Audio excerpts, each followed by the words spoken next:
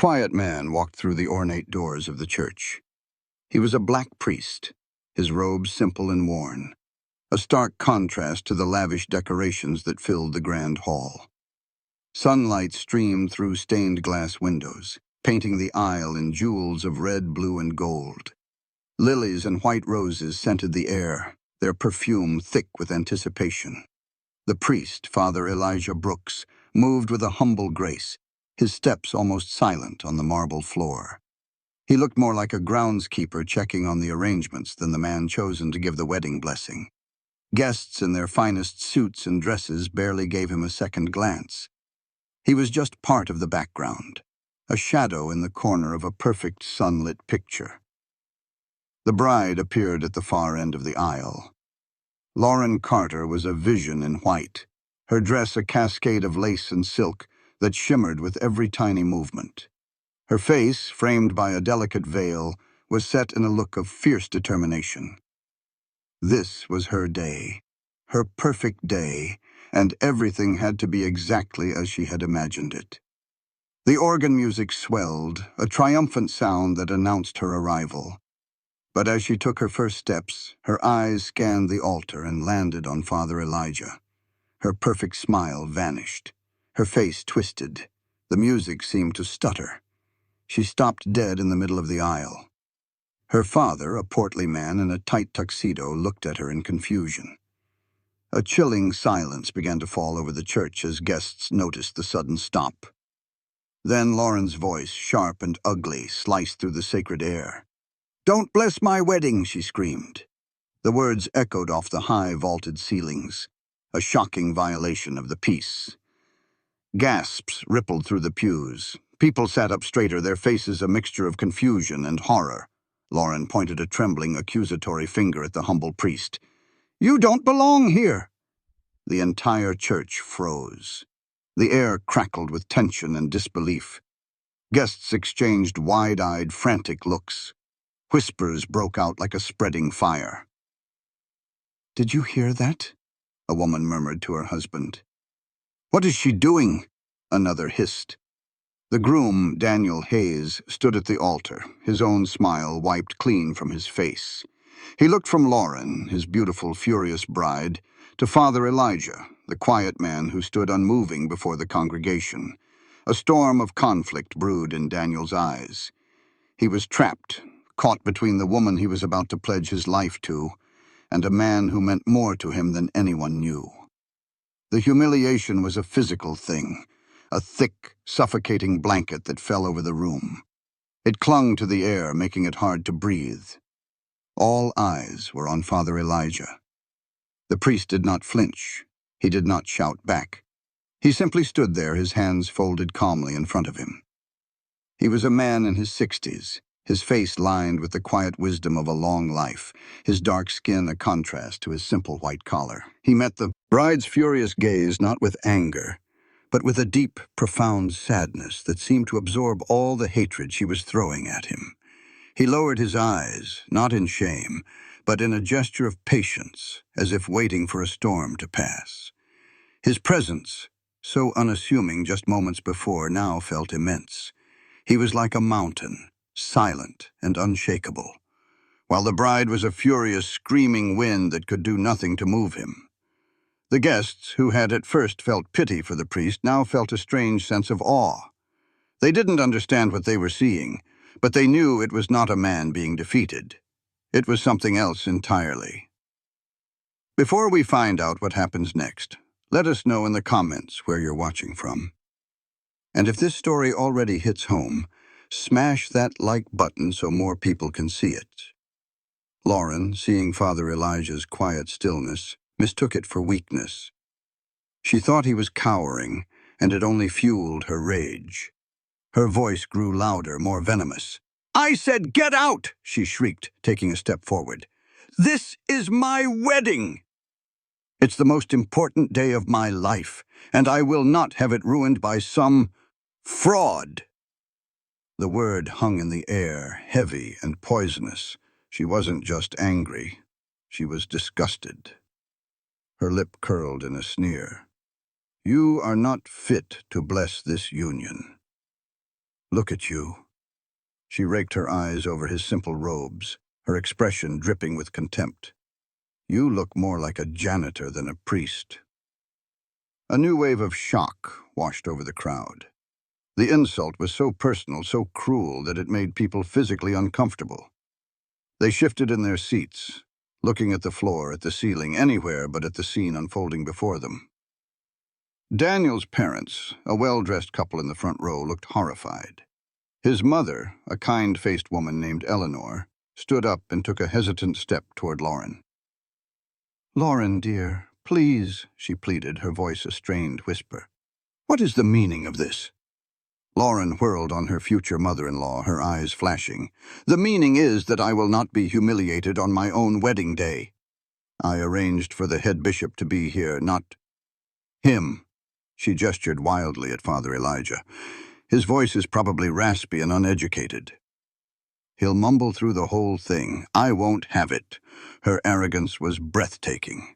She believed she had the right to publicly destroy a man's dignity simply because he did not meet her aesthetic standards. Working the event was a young waitress named Maya Torres. She was standing near the back, preparing to help with the reception. She watched the entire scene, her heart pounding with a mixture of anger and disbelief.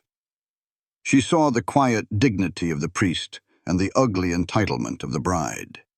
She leaned over to a nearby usher, a young man who looked as stunned as she felt.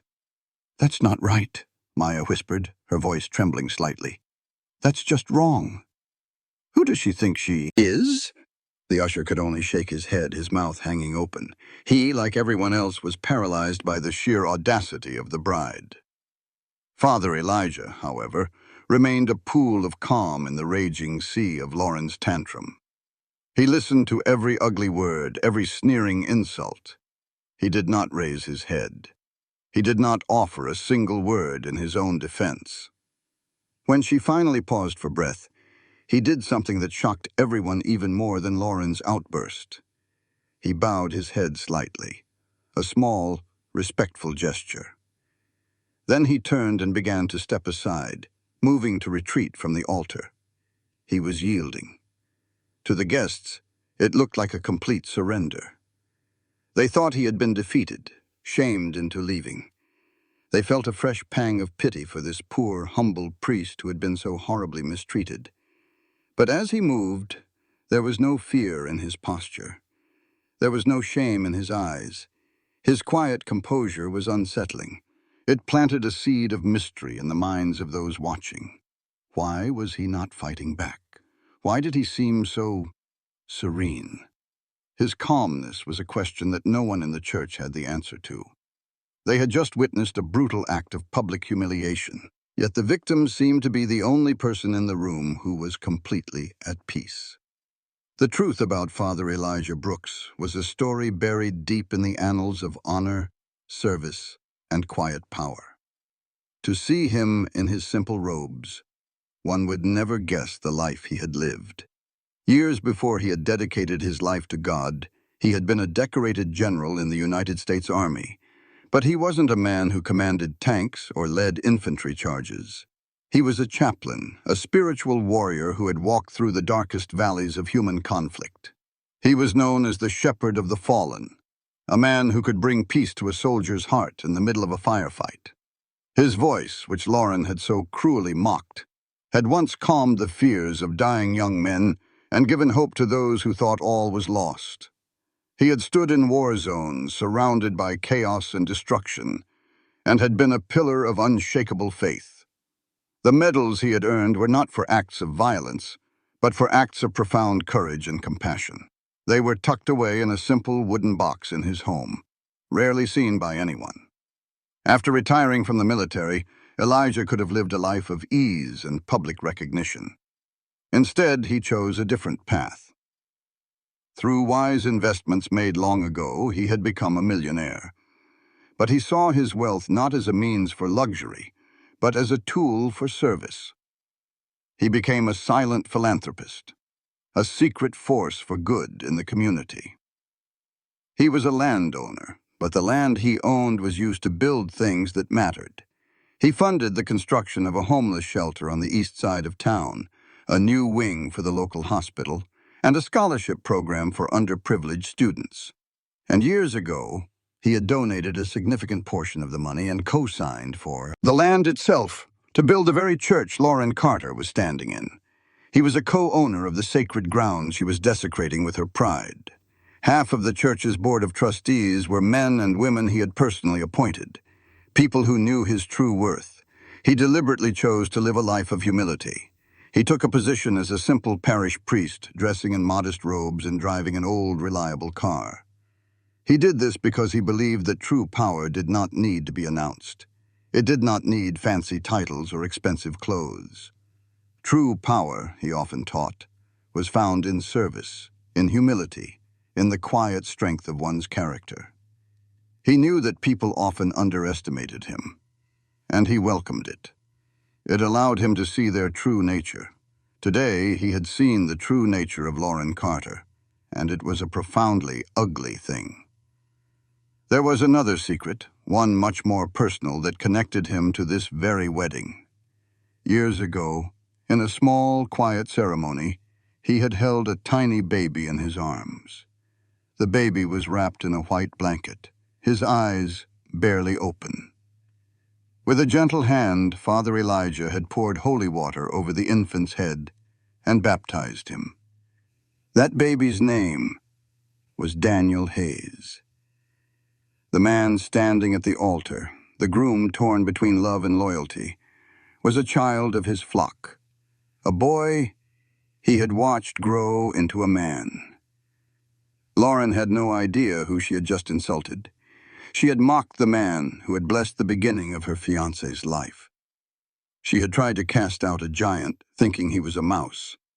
And the narrator of this story, watching from above, knew that the quiet priest held all the cards, and the arrogant bride's world was about to be turned completely upside down. Daniel stood frozen at the altar, Lauren's hateful words ringing in his ears. His mind was a whirlwind of confusion and shame. He loved Lauren. He had been so sure she was the one. But the woman screaming in the aisle was a stranger to him, a cold, cruel stranger. And the man she was screaming at, that was Father Elijah. For Daniel, Elijah wasn't just some random priest. He was a constant, a rock in the turbulent waters of his life. As the chaos swirled around him, his mother, Eleanor, caught his eye. She gave him a small, almost imperceptible shake of her head, and her lips formed silent words he could easily read. "Remember." Just then she leaned in and whispered, her voice urgent and filled with the mother's wisdom. "Son, don't you forget who that man is. He's the one who guided you when your father passed away. He held this family together." The words were like a key unlocking a flood of memories. Suddenly, Daniel was no longer a groom in a tuxedo. He was a heartbroken 12-year-old boy, sitting on the front porch steps of his house, the world a gray, colorless place after his father's funeral. He remembered feeling so lost, so hollowed out, that he thought he might just float away. And then he remembered a large, gentle hand on his shoulder. It was Father Elijah. He hadn't said much. He just sat there with him, watching the sun go down. He didn't offer empty platitudes or easy answers. He just shared the silence. More memories surfaced. Elijah teaching him how to properly grip a baseball, his patient voice explaining the mechanics of a perfect throw. Elijah sitting with him at the kitchen table, helping him with a history report, making the dusty old facts come alive with stories of courage and sacrifice. And most vividly, he remembered Elijah's words on the day he graduated from high school. "Daniel," the priest had said, his eyes filled with a quiet pride, "your father would have been so proud of the man you are becoming. Remember, strength is not about how loudly you shout, but how quietly you serve." Daniel clutched these memories now, holding them tight in his heart. The tension in his face hardened into a grim resolve. He owed this man everything. Elijah had been more of a father to him than a priest. He had been a mentor, a guide, a source of unwavering strength. And the woman he had chosen to be his wife, the woman he thought he knew, had just spat venom at him. The moral stakes rose to an unbearable height. This was no longer just an embarrassing outburst. It was a test of his very character. It was a choice between the fleeting passion he felt for Lauren and the deep, abiding loyalty he owed to the man who had shaped his life. It was a battle between the blinding arrogance of his bride and the profound gratitude that filled his soul. He was still silent, but inside a decision was being made. A storm was gathering, and he knew with a certainty that chilled him to the bone that he could not let this stand. Maya, the young waitress, couldn't just stand by and do nothing. Her conscience wouldn't let her. As Father Elijah quietly excused himself and walked toward a side exit to escape the suffocating atmosphere of the church, she made a quick decision. Wiping her hands on her apron, she hurried after him, her heart pounding in her chest. She found him in a small, sunlit courtyard just outside the church, standing by a stone fountain. He wasn't crying or wringing his hands. He was simply breathing, his eyes closed, as if absorbing the warmth of the sun. "Father?" Maya said, her voice barely a whisper. Elijah opened his eyes. They were kind and held no trace of the humiliation he had just endured. He gave her a small, gentle smile. "Yes, my child?" I saw what happened in there," she stammered, feeling suddenly shy. "What she said, what she did. It was wrong. It was so wrong." Her own eyes filled with tears of empathy. "I just wanted you to know that not everyone in there feels that way. I wanted to say, I'm sorry." A look of deep gratitude softened Elijah's features.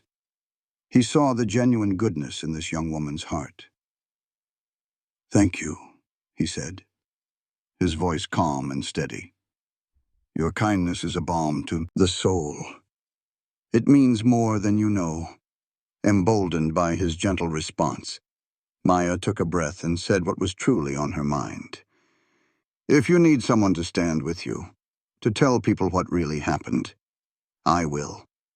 I'll be a witness for you." Elijah's smile widened slightly. He was touched by her courage. In a world of silent bystanders, she was willing to speak up. "That is a very brave offer, Maya," he said, somehow knowing her name. "I will remember it." Then Maya did something she hadn't even planned. She pulled out her phone. Her hands were shaking, but her resolve was firm.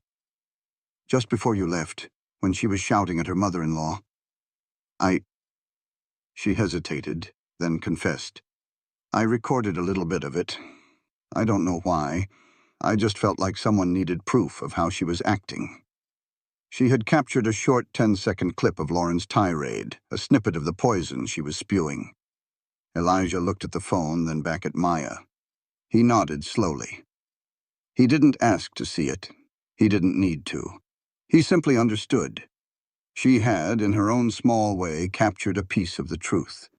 She was a moral compass, a symbol that even in a crowd of well-dressed, powerful people who chose to do nothing, a single person with a conscience could make a difference. Maya had no idea how important that small act of defiance would become. She just knew she had to do something. She had chosen to stand on the side of dignity, and in doing so, she had unknowingly armed the quiet priest with a weapon of truth that would prove to be devastatingly effective. Meanwhile, back in the lavish bridal suite, the atmosphere was a stark contrast to the somber tension in the church. Lauren had stormed back to her dressing room, slamming the door behind her. Her bridesmaids fluttered around her, a flock of pastel-colored birds, unsure of how to handle the storm. But Lauren wasn't distraught. She was triumphant. She was giddy with a sense of power. She had faced down an obstacle, and in her mind, had won. She threw her veil onto a velvet chaise lounge and grabbed a glass of champagne from a nearby table. "Can you believe the nerve of that man?" she announced to the room, her voice bright and brittle. She took a long sip of champagne, a smug smile playing on her lips. "I don't care if he's a priest." I was not going to let some cleaning man bless my wedding. The words were almost a perfect echo of the insult she had hurled in the church, but here, in the safety of her inner circle, they were laced with a celebratory arrogance. She began to pace the room, reenacting the scene for her captivated audience. "You should have seen his face." "He just stood there like a lost little puppy," she said, mocking Elijah's quiet composure. "I put him in his place." Some people just need to be reminded of where they belong. One of the bridesmaids, a young woman named Chloe, shifted uncomfortably. She had been friends with Lauren since college, but she had never seen this side of her, this ugly, cruel streak. Chloe looked down at her own champagne glass, a knot of unease tightening in her stomach. "Lauren, don't you think you were a little harsh?" she asked tentatively. "He's a man of God." And Daniel looked really upset. Lauren stopped pacing and shot Chloe a withering glare. "Harsh?" "He was trying to ruin my day, and Daniel will get over it. He just needs to understand that I have standards." She dismissed the concern with a wave of her hand, her diamond rings flashing in the light. She was drunk on her own superiority, completely insulated from the reality of her actions. She truly believed she had solved the problem, that she had simply kicked out an unwanted guest and that the wedding would now proceed perfectly, just as she had planned. She was completely unaware that her hateful words were already spreading like wildfire among the guests. The whispers were not of her beauty or her dress, but of her shocking cruelty. In her private chamber of arrogance, Lauren was celebrating a victory, oblivious to the fact that she had just signed the warrant for her own social execution. The foundation of her perfect day was cracking, and she was too blind with pride to see it. Outside, away from the prying eyes and shocked whispers, Father Elijah stood in the quiet solitude of the church courtyard. The sun warmed his face, and the gentle sound of the fountain seemed to wash away the ugliness of the last few minutes. He was not a man given to anger or rash decisions. He was a strategist, a leader who had learned long ago that the calmest mind wins the battle. He reached into the pocket of his simple robe and pulled out an old, unassuming cell phone. He scrolled through his contacts, his thumb hovering over a single name for a moment before he pressed the call button. The phone rang only once before it was answered. A crisp, professional voice came through the line. "Mr. Albright speaking." Elijah's voice was low and steady, carrying the quiet authority of a general giving a command. "Arthur?" "It's Elijah Brooks." There was an immediate shift in the tone on the other end. The professionalism was replaced with a deep, personal respect. "Father Elijah, is everything all right? I wasn't expecting your call." Arthur Albright was the head of the church's board of trustees, a powerful lawyer who had managed Elijah's community investments for years. "Something has come up, Arthur," Elijah said simply. There was no panic in his voice, no hint of the personal insult he had just endured. "I need you to contact the other board members. An urgent meeting is required here, at the church, as soon as possible." "Of course," Albright replied without hesitation. "Is there a particular matter we'll be discussing?" Elijah paused, looking up at the beautiful stone facade of the church he had helped build. "It's a matter of character," he said, his voice imbued with a sudden weight, "and a question of who we allow to stand in this house." He gave no further details, and Albright knew not to ask. When Father Elijah spoke in that tone, it was time to act, not to question. "I'll make the calls immediately," Albright said. "We can be there within the hour." "Thank you, Arthur," Elijah said. He ended the call with a quiet click. He hadn't raised his voice. He hadn't made a single threat. He had simply made one calm, decisive phone call. He wasn't seeking revenge. Vengeance was a messy, emotional affair, and Elijah was above that. He was seeking something far more powerful: truth. He was setting the stage for the truth to be revealed, to be laid bare for all to see. The call was a signal, a quiet turning of a key in a lock that was about to open a door Lauren Carter never even knew existed. The storm was no longer just gathering. It had been officially summoned. The single quiet phone call set off a chain reaction. Within minutes, phones began to buzz across the city. Arthur Albright was efficient.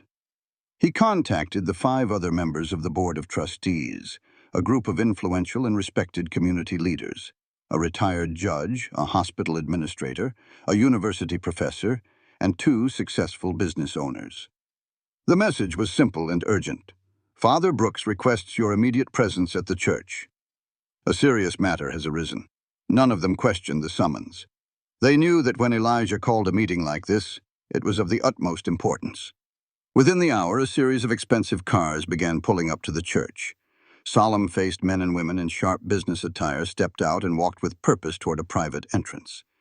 The wedding guests, who were still milling about in a state of confused limbo, noticed the arrivals. Murmurs rippled through the crowd. "Who are they?" someone whispered.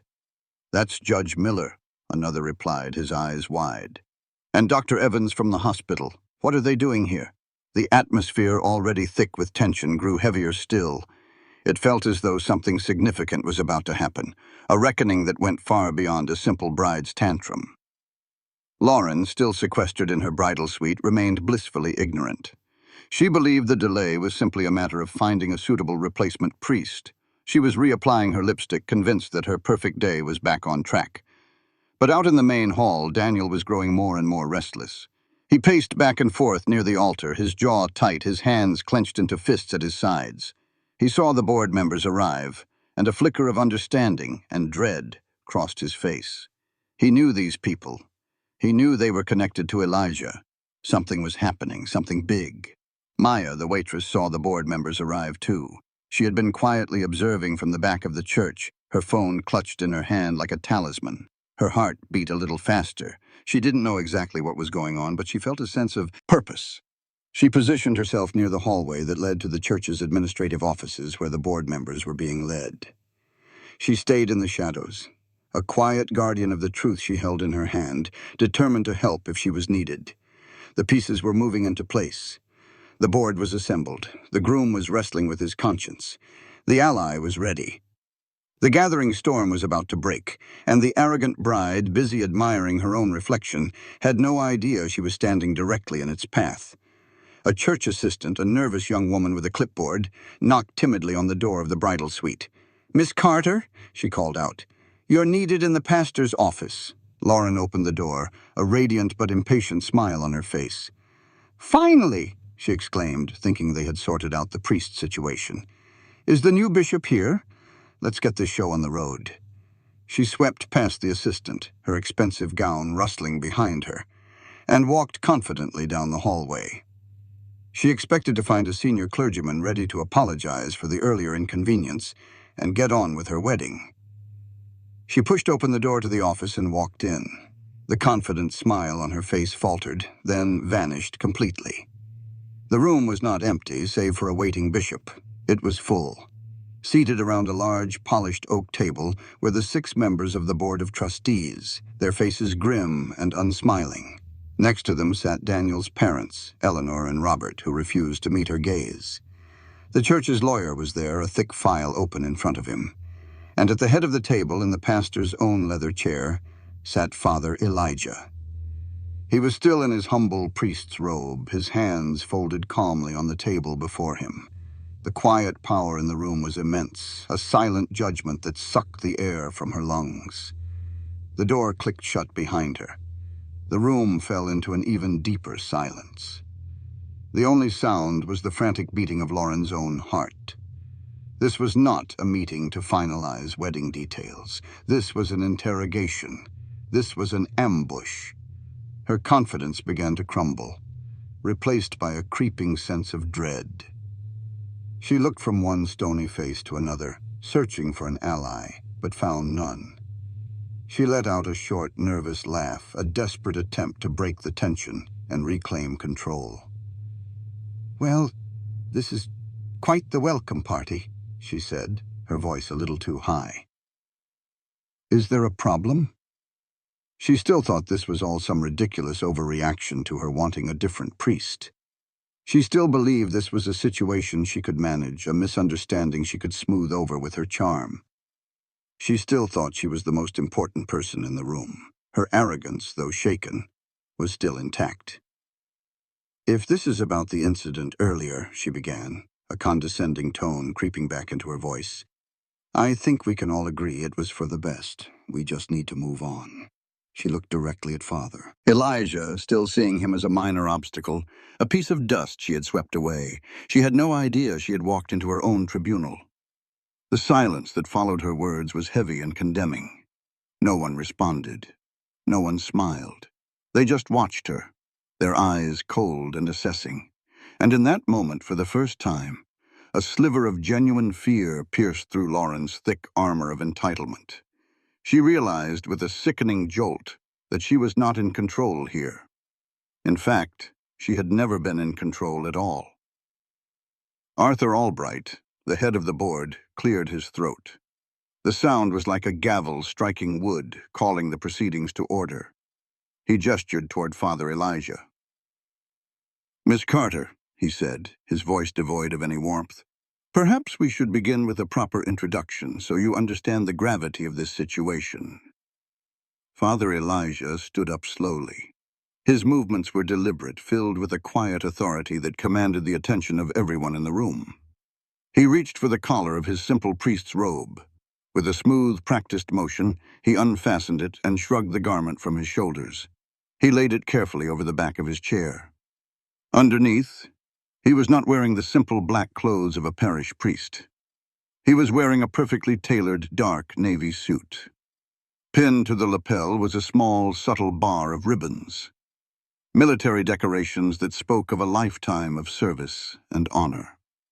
He stood taller, his posture shifting from that of a humble clergyman to that of a commander. The transformation was stunning. Mr. Albright's voice filled the silent room. "Lauren Carter, allow me to introduce the man you so publicly humiliated. This is Father Elijah Brooks. He is not only a priest of this church, he is a decorated retired general of the United States Army. He is one of this community's most respected leaders and a silent benefactor to countless charities. He is also the co-owner of this church and the very land it is built on." Jaws in the room, which were already tight with tension, dropped. Lauren's face, which had been flushed with nervous energy, turned a deathly pale. The color drained from her cheeks as if a plug had been pulled. Her mouth opened slightly, but no words came out. The man she had called a fraud and a janitor owned the ground beneath her feet. The man whose voice she had mocked had commanded soldiers. Her arrogance melted away in an instant, replaced by a cold, sickening wave of fear. She felt her knees go weak. Before she could process the full weight of this revelation, another voice cut through the silence. It was Daniel. He had been quiet until now, watching, listening. But now, he stood up and looked directly at Lauren, his eyes filled not with love, but with a profound and chilling disappointment. "He's more than that," Daniel said, his voice shaking with suppressed emotion. "Lauren, that man baptized me when I was a child. When my father died, he was there. He has been my mentor, my guide, my father figure, ever since I can remember." The second blow was even more devastating than the first. If the news of Elijah's ownership was a shock to her mind, this was a stake through her heart. She hadn't just insulted a powerful man. She had desecrated the most sacred relationship in her fiancé's life. The whispers from the guests in the church earlier were nothing compared to the roaring condemnation she now felt from every corner of this room. Father Elijah looked at her, his expression not of triumph, but of deep, sorrowful pity. His calm smile, which she had mistaken for weakness, now carried more weight, more power, and more judgment than any angry shout ever could. She had built her perfect day on a foundation of pride, and in a matter of seconds that foundation had turned to dust. Lauren's mind raced, desperately trying to find a way out of the nightmare she had created. Her instinct for self-preservation kicked in, and she began to sputter excuses, her voice weak and unconvincing. I didn't know," she stammered. looking around the room for a sympathetic face and finding none. It was a misunderstanding. The stress of the wedding. I wasn't myself. I thought another priest was supposed to be here. I would never have, if I had known who he was. Her words trailed off, hollow and pathetic.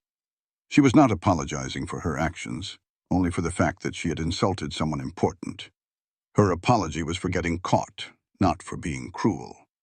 The board members' faces hardened even further. They saw her for exactly what she was, a shallow opportunist. Just then there was a soft knock on the office door. Mr. Albright opened it to reveal Maya, the young waitress standing nervously in the hallway. "Excuse me, sir," she said quietly. "I think you might need to see this." She stepped into the room, her eyes fixed on the floor, avoiding Lauren's murderous glare. With trembling hands, she held out her phone. "I recorded this earlier," she said, her voice gaining strength. "I think it's important that you hear her exact words." Mr. Albright took the phone and pressed play. Lauren's own voice, shrill and dripping with contempt, filled the silent room. The audio was clear. "I don't care if he's a priest.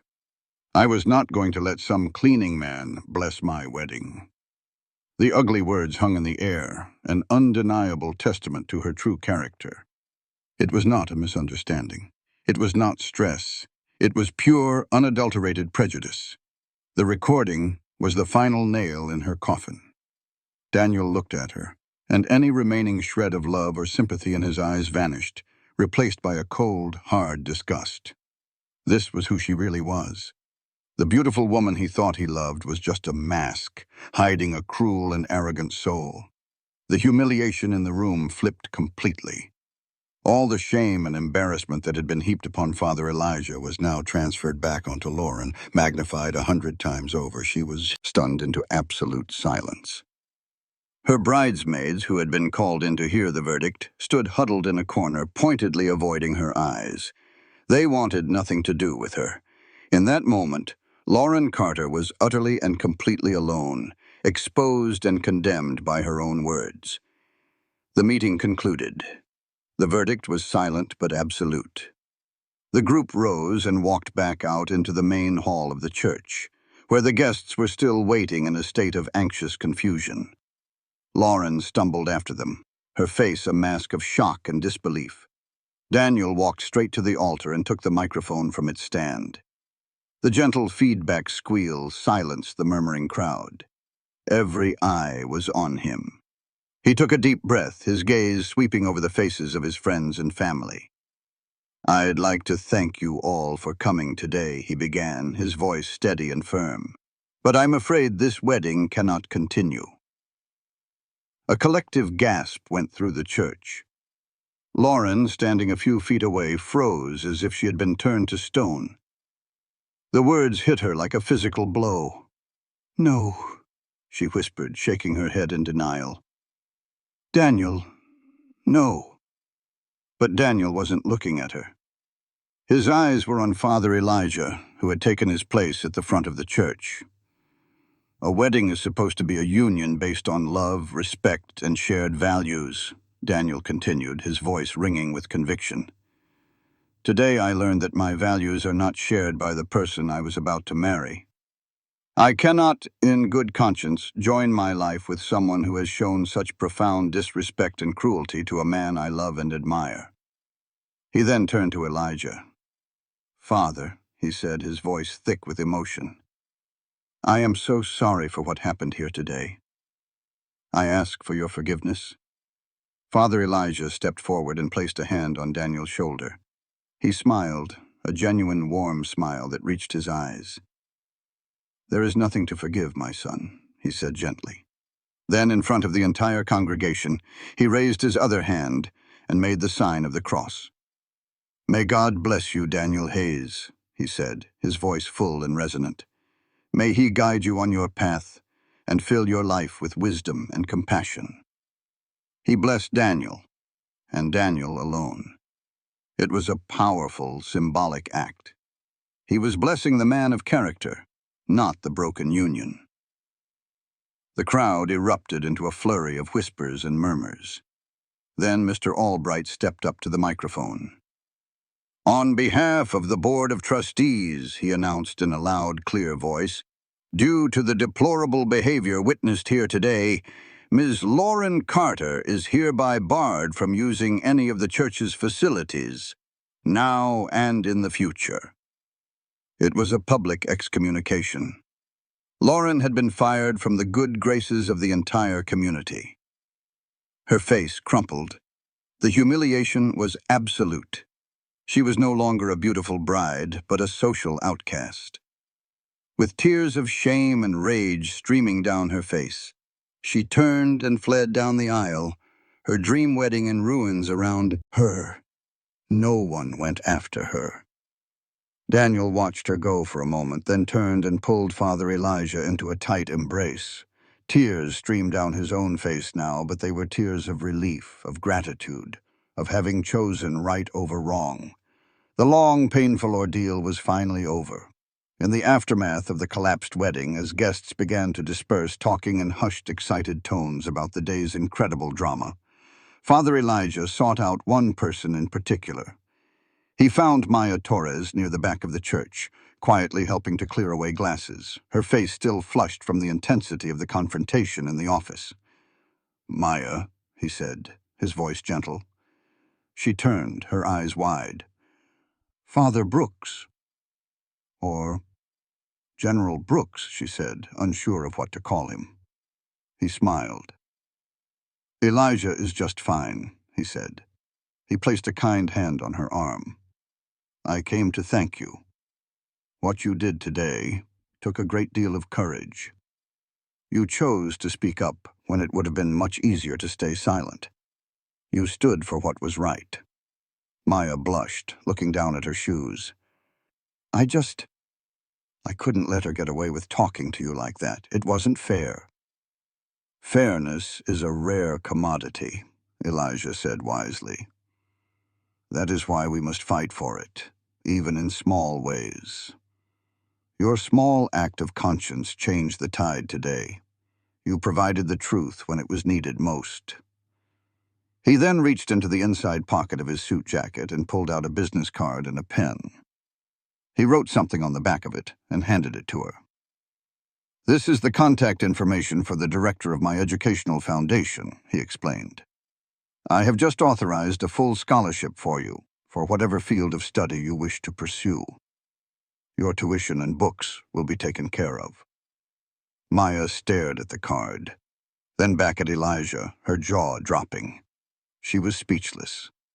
She had been working 2 jobs to save up for community college, a dream that had felt years away. I don't know what to say," she stammered, tears welling in her eyes. "I can't accept this." "You are not accepting a gift," Elijah corrected her gently. "You are receiving a reward for your character. The world needs more people with your integrity, Maya. It would be my honor to invest in your future." Just then, Mr. Albright and a few of the board members walked over. "We heard what you did, young lady," Judge Miller said, his stern face breaking into a warm smile. "That was a brave and honorable thing to do." The other board members nodded in agreement. As word of Elijah's gesture spread through the remaining guests, a spontaneous round of applause broke out. They were clapping for Maya. Her name echoed in the grand church hall. She was no longer an invisible waitress. She was a hero. She stood there, stunned and overwhelmed, clutching the small business card that had just changed her life. She realized in that moment that her small decision, her simple choice to stand up for a stranger's dignity, had sent ripples out into the world she never could have imagined. It was a powerful lesson. Doing the right thing is its own reward. But sometimes, the universe offers a bonus. A few days later, Daniel drove his car up a long, winding driveway, far from the manicured suburbs where he lived. The driveway opened up to a beautiful but understated estate, a large stone house surrounded by old-growth trees and sprawling, peaceful gardens. This was where Father Elijah lived. It was not a palace, but a home that spoke of quiet wealth and a deep appreciation for nature and privacy. It was another piece of the puzzle of the man Daniel was only now beginning to fully understand. Elijah greeted him on the porch, not in a suit or a priest's robe, but in a simple pair of work pants and a flannel shirt. He had been tending to his vegetable garden. "Daniel," he said with a warm smile, "I'm glad you came." They sat on the porch in comfortable wooden chairs, drinking iced tea and looking out over the rolling hills. The silence between them was easy, filled with unspoken understanding. Finally, Daniel spoke. "I've been doing a lot of thinking," he said, his voice quiet. "About Lauren. About myself. I feel like I was so blind." "Love can be blinding," Elijah said gently. "It can make us see only what we want to see. But you opened your eyes, son. When it mattered most, you saw the truth. That is what defines a man's character. Not that he is perfect, but that he is willing to face the truth even when it is painful." Daniel shook his head. "She fooled me completely. Her whole life is about appearances, about status. She judged you because you didn't look important enough for her. I can't believe I almost married someone so shallow." "Do not fill your heart with anger toward her," Elijah advised. "Pity her. A person who is so concerned with the outward appearance of things is often deeply empty on the inside. She has a difficult path ahead of her, a lesson she must learn on her own. Your path is here now, moving forward." They talked for hours. Elijah didn't preach. He shared stories. Stories from his time in the army. Stories about Daniel's father. Stories about the mistakes he himself had made in his own life. He mentored Daniel, guiding him through his confusion and heartache. He spoke of humility, not as a weakness, but as the ultimate strength. The understanding that one's own worth is not determined by the judgment of others. He spoke of love, not as a grand, perfect passion, but as a quiet, steady commitment to another person's soul, flaws and all. And he spoke of what truly matters in life: integrity, compassion, and the courage to stand for what is right. The bride was gone. Her arrogance had cost her everything: her fiancé, her reputation, her perfect day. She had become a ghost in a story that was no longer about her. For Daniel, this visit was a new beginning. As he drove away from Elijah's home that evening, the sun setting behind him, he felt a sense of peace he hadn't felt in a very long time. He had lost a wedding, but he had found himself. He understood now that he had made the right choice.